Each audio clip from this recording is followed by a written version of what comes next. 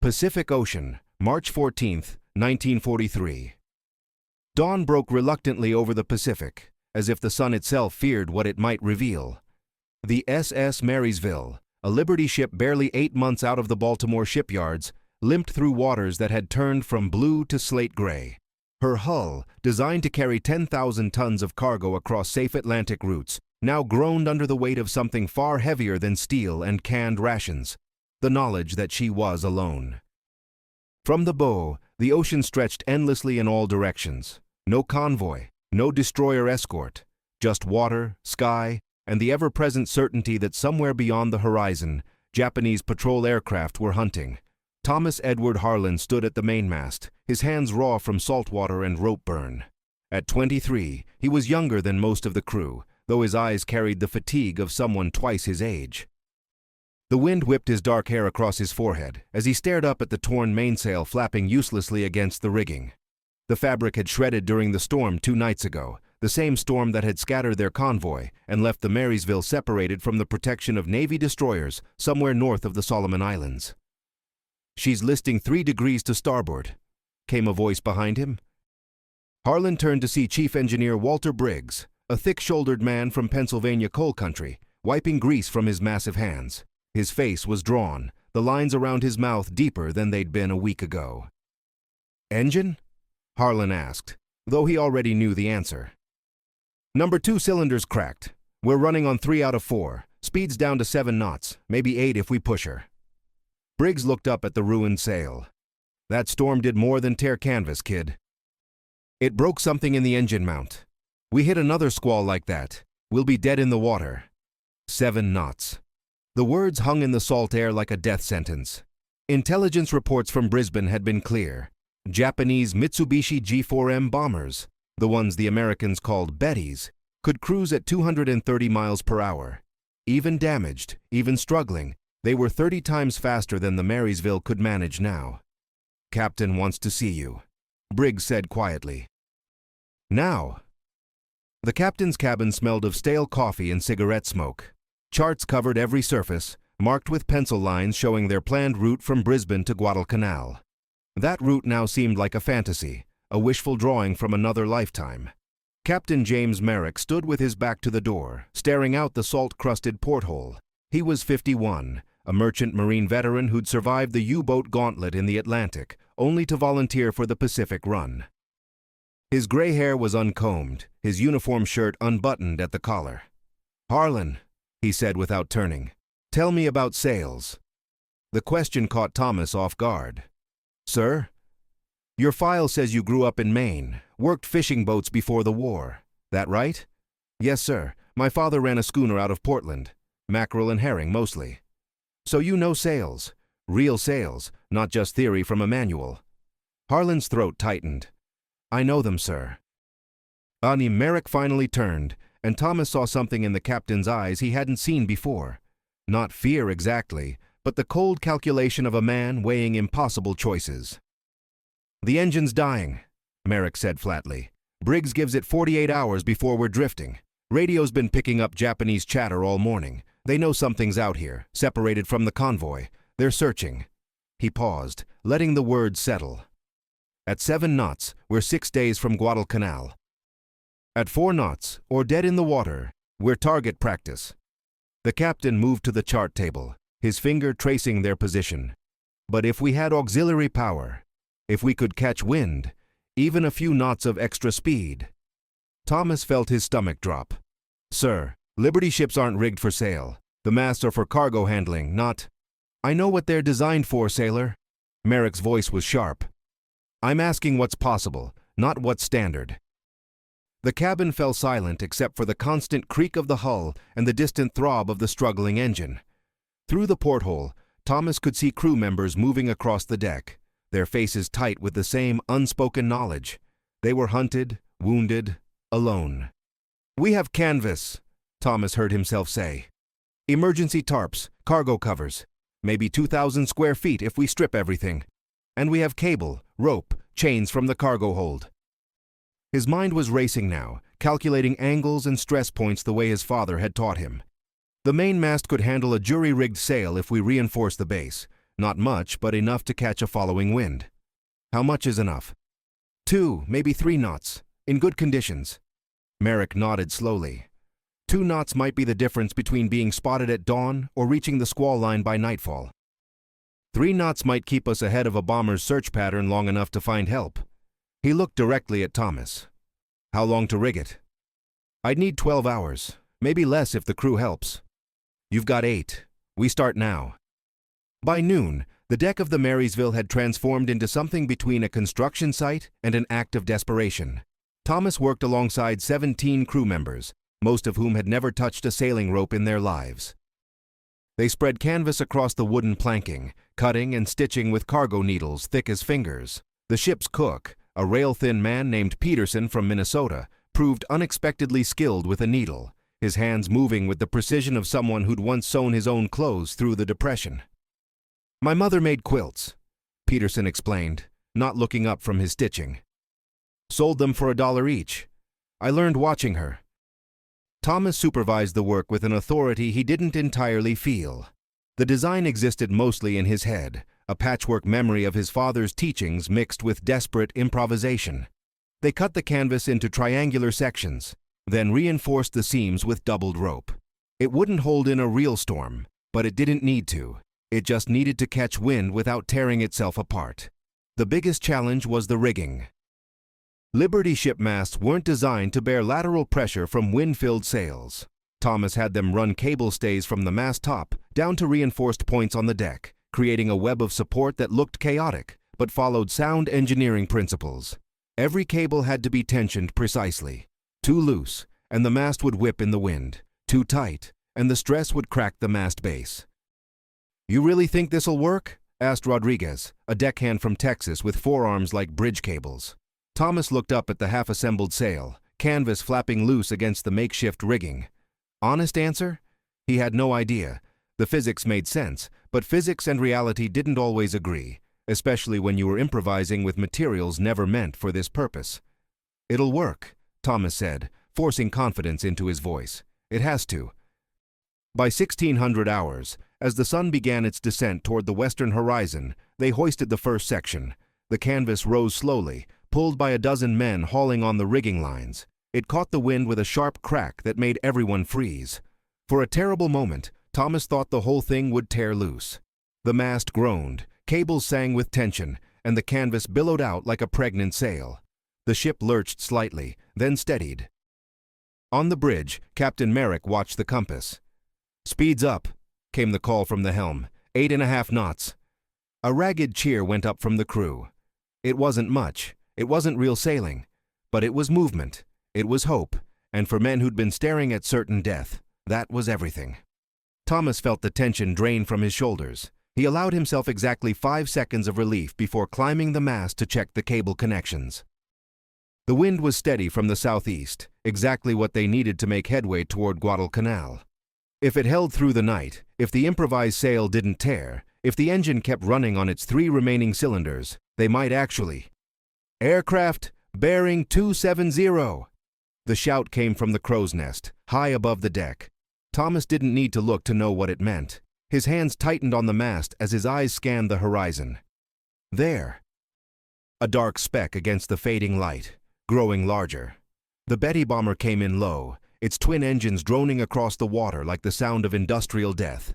It was close enough that Thomas could see the rising sun painted on its fuselage, the glass nose where the bombardier would be lining up his approach. "All hands! Battle stations!" The crew scattered, racing for the 50 caliber machine guns mounted fore and aft. They were merchant sailors, not combat troops, but every man aboard had trained on those guns because in the Pacific there was no such thing as a safe civilian vessel. The Betty passed overhead at 500 feet, close enough that Thomas could feel the thunder of its engines in his chest. It didn't attack. It was observing, reporting, marking their position for others. Captain Merrick's voice crackled over the ship's intercom, steady despite everything. That was a scout. "The strike group will come at dawn. We have 12 hours to get as far from this position as possible. All hands maintain your posts. Engine room, give me everything she's got." As the bomber disappeared into the eastern sky, Thomas looked down at the improvised sail. 8.5 knots. It wasn't enough. Even with the wind, even with the dying engine at full power, it wouldn't be enough. But it was all they had. The sun set over the Pacific, painting the water in shades of red that looked too much like blood. Thomas remained at the mast as darkness fell, his hands checking cables by feel, his eyes watching the canvas for any sign of strain. Around him, the ship moved through the night with every light extinguished, a ghost vessel racing against dawn. Somewhere ahead was safety, somewhere behind were bombers preparing to hunt. And between them was nothing but darkness, canvas, and the desperate hope that a deckhand's crazy improvisation might buy them enough time to see another sunrise. March 15th, 1943. 0200 hours. The night ocean was absolute blackness, interrupted only by phosphorescence trailing in the Marysville's wake. Thomas hadn't slept. Couldn't sleep. Every half hour he climbed the mast to check the rigging, his hands moving by instinct over cables that hummed with tension.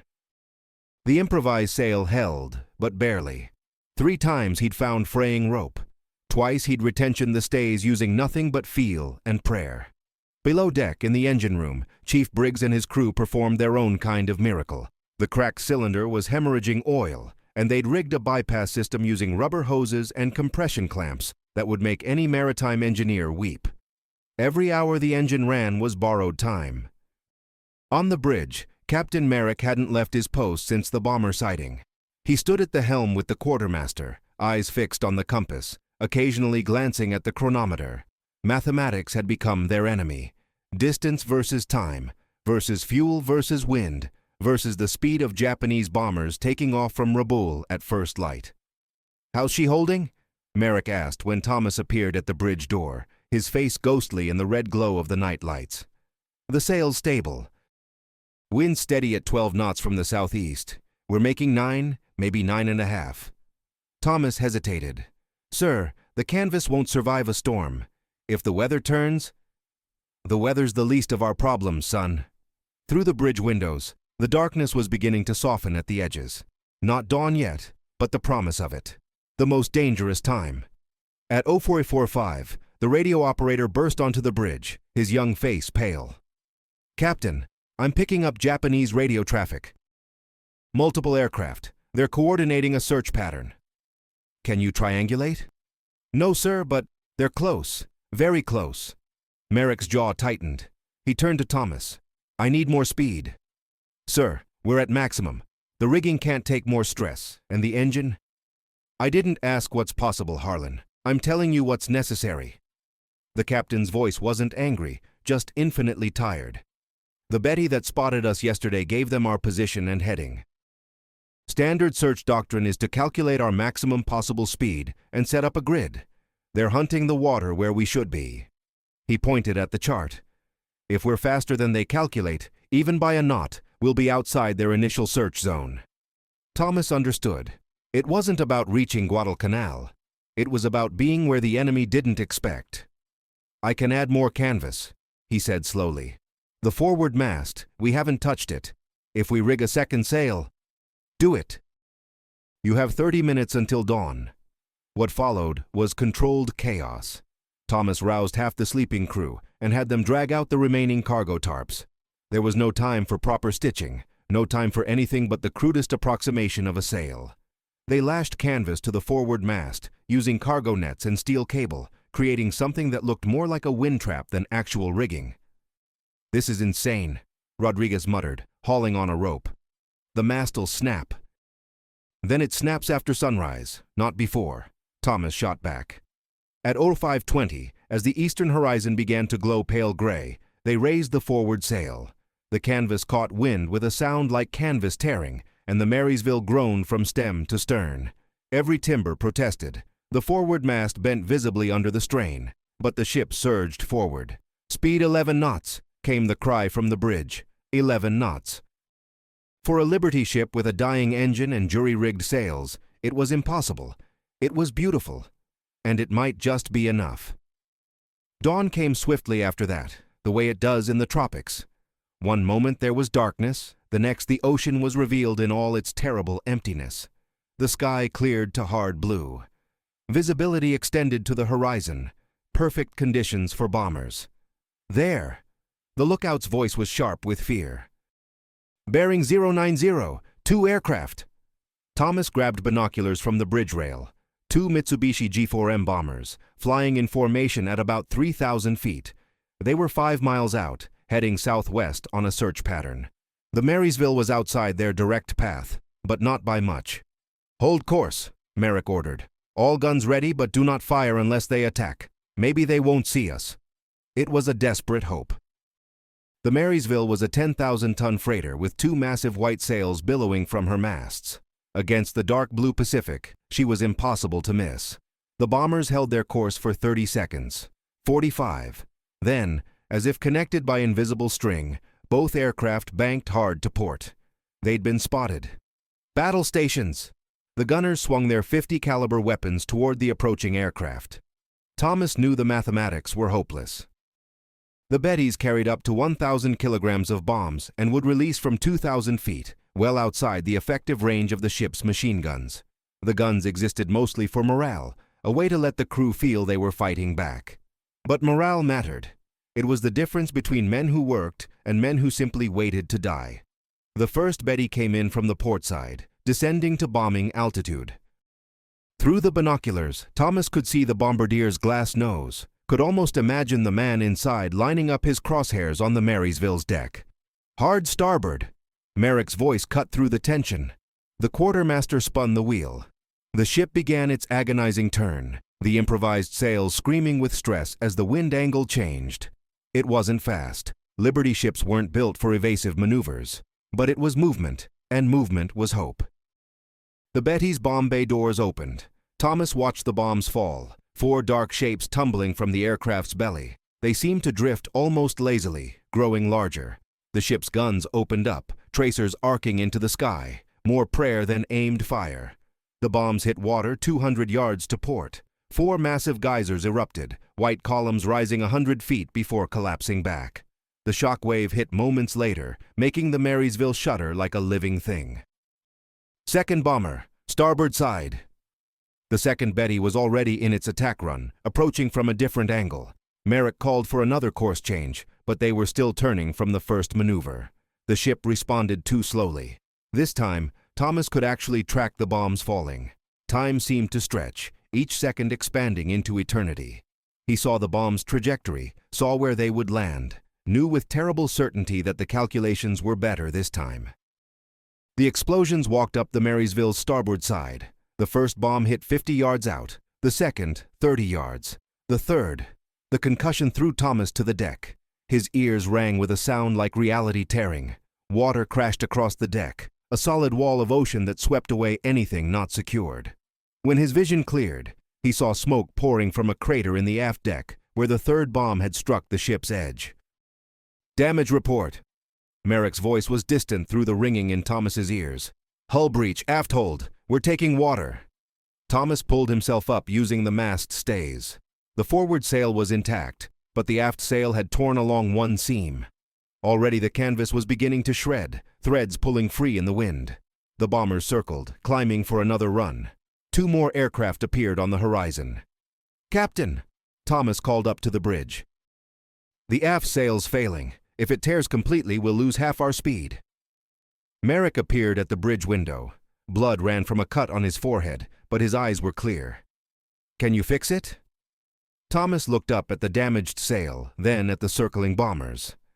The mathematics were simple and brutal. He'd need 20 minutes to reach the tear, and at least that long again to make repairs. The bombers would complete their circle in less than 10. "I can try," he said. "Then try." Thomas grabbed a coil of rope and a marlinspike from the deck locker. The climb up the mast with bombers overhead violated every survival instinct, but survival wasn't the point anymore.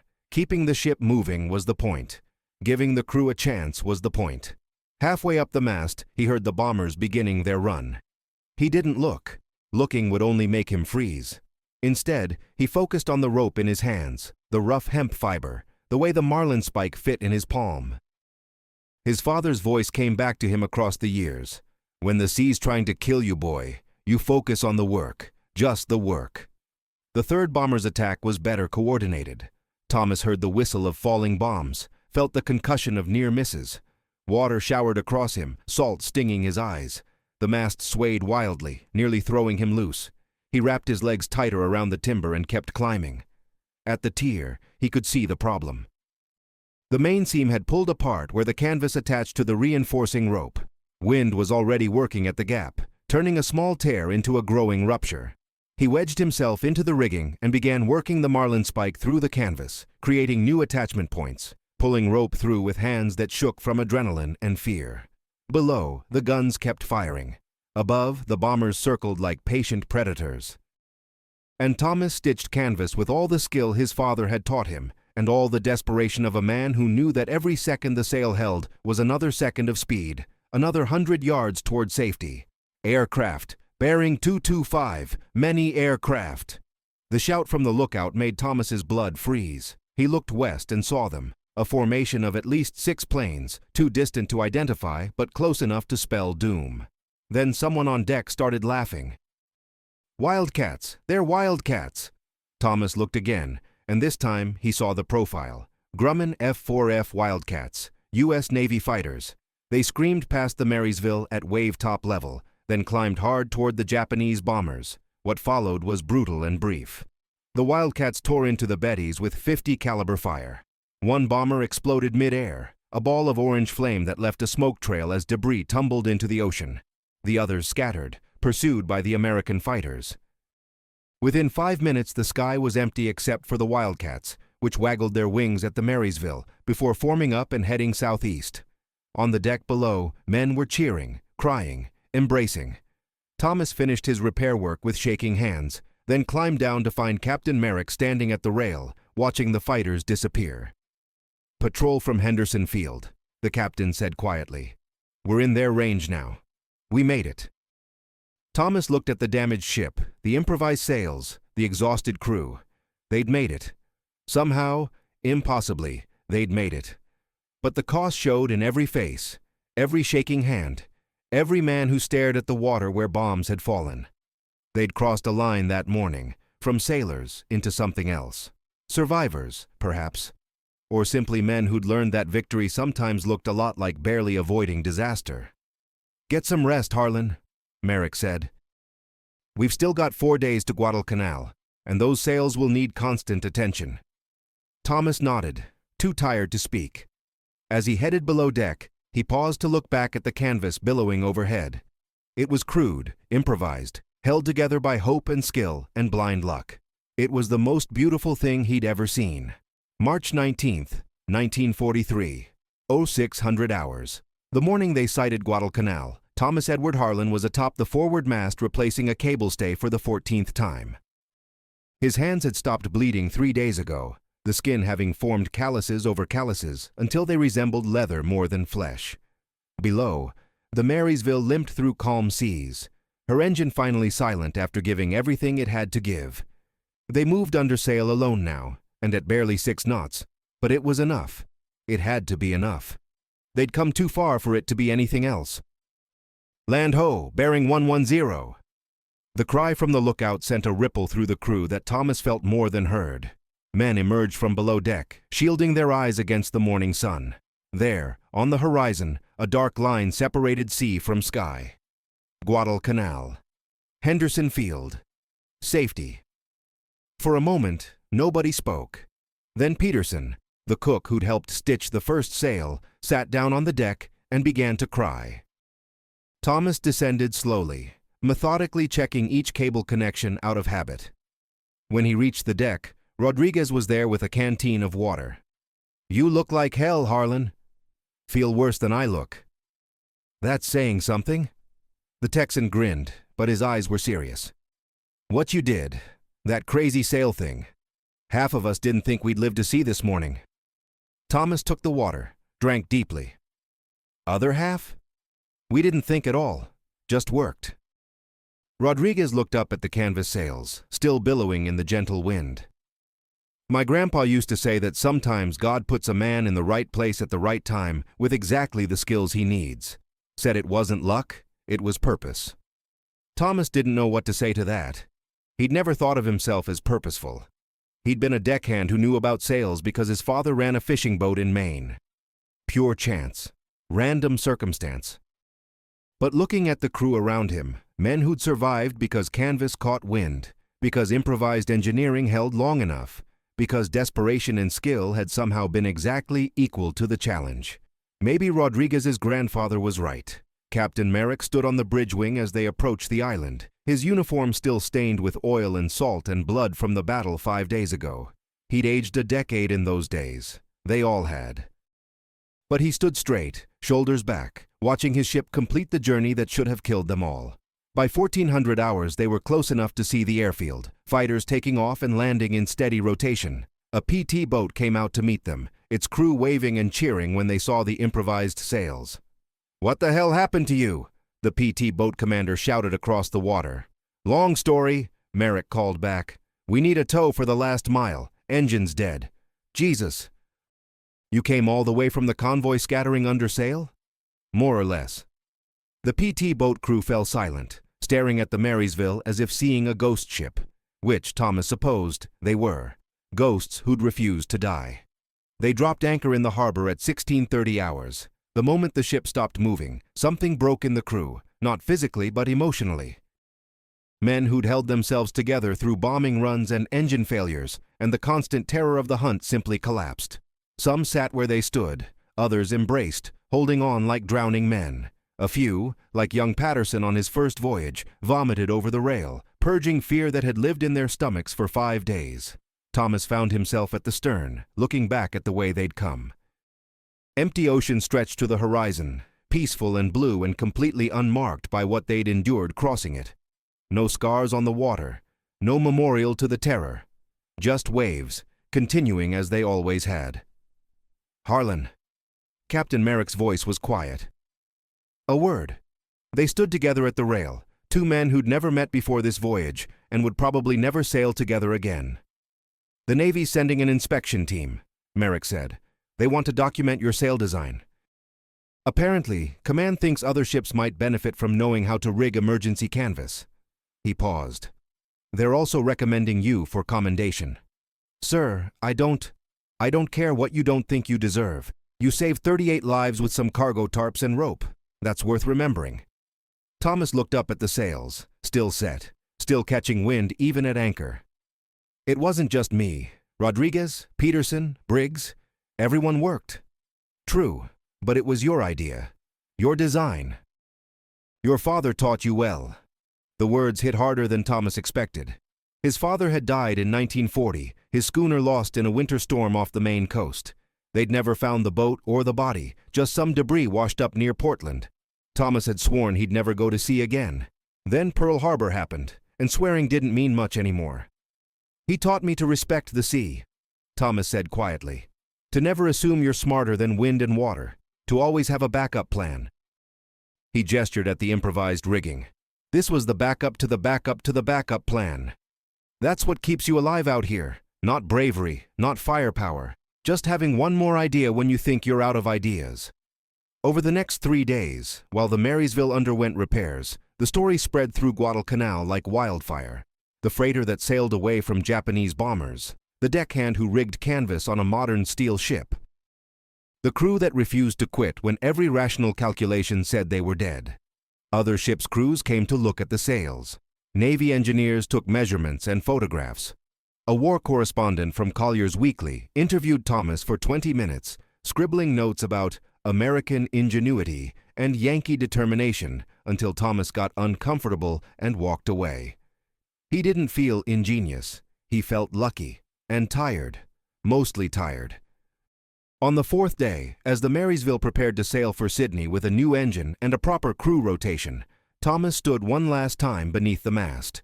They'd taken down his improvised sails, returning the ship to standard cargo configuration. The canvas had been folded and stored, marked for the Navy Museum that someone said was being planned. Strange, isn't it? Briggs appeared beside him, his engineer's hands finally clean.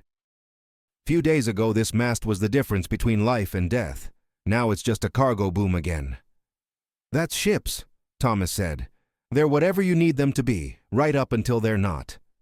"You staying in the Pacific?" "Convoy service reassignment to Brisbane. You?" "Same. Figures. We survived the impossible. They send us back for another helping."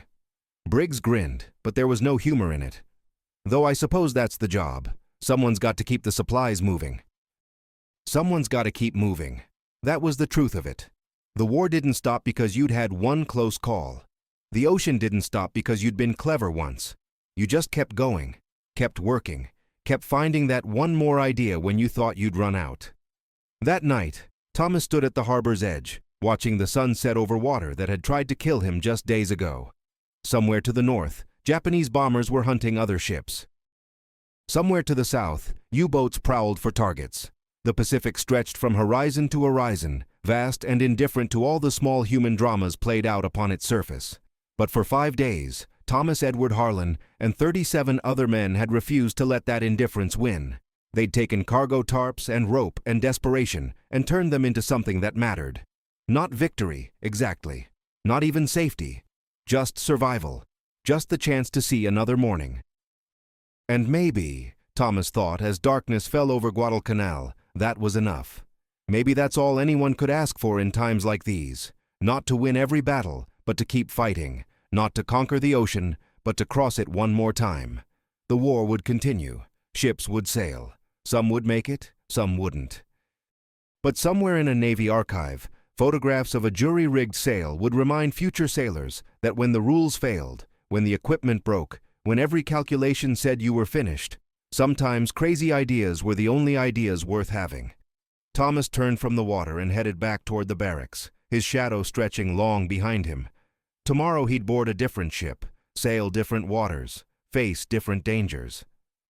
But tonight, he'd sleep knowing he'd done something that would outlast him. He'd proven that even in the age of steel and steam, even in the mechanized fury of modern war, there was still room for the old skills, the old wisdom, the old refusal to surrender. His father would have been proud, and that, more than any commendation or newspaper story, was worth carrying into whatever came next. Epilogue. The SS Marysville served throughout the remainder of the war, surviving 3 more bombing attacks and 1 torpedo strike before being decommissioned in 1946. She was scrapped in 1949. Captain James Merrick retired in 1945 and returned to his family in Massachusetts. He never captained another ship. Chief Engineer Walter Briggs was killed in action during a kamikaze attack on his ship, the SS Rutherford, in April 1945. He was 53 years old. Thomas Edward Harlan survived the war, sailing 17 convoy missions across the Pacific. He returned to Maine in 1946, married his childhood sweetheart, and ran a small boatyard in Portland until his death in 1987. He never spoke publicly about the sail repair, but kept a single photograph of the Marysville under canvas on the wall of his workshop. In naval archives, the improvised sail design was catalogued under Emergency Procedures, Pacific Theater, and reportedly influenced auxiliary power protocols for merchant vessels through the 1950s. The Japanese bomber crews who attacked the Marysville on March 15, 1943, did not survive the war. Their unit was destroyed during the campaign for Rabaul later that year. Of the 38 crew members aboard the Marysville during her run to Guadalcanal, 23 survived the war. 15 did not. Their names are engraved at the American Merchant Marine Memorial in New York City, alongside thousands of others who kept the supplies moving, the ships sailing, and the hope alive across oceans that tried their best to swallow them whole.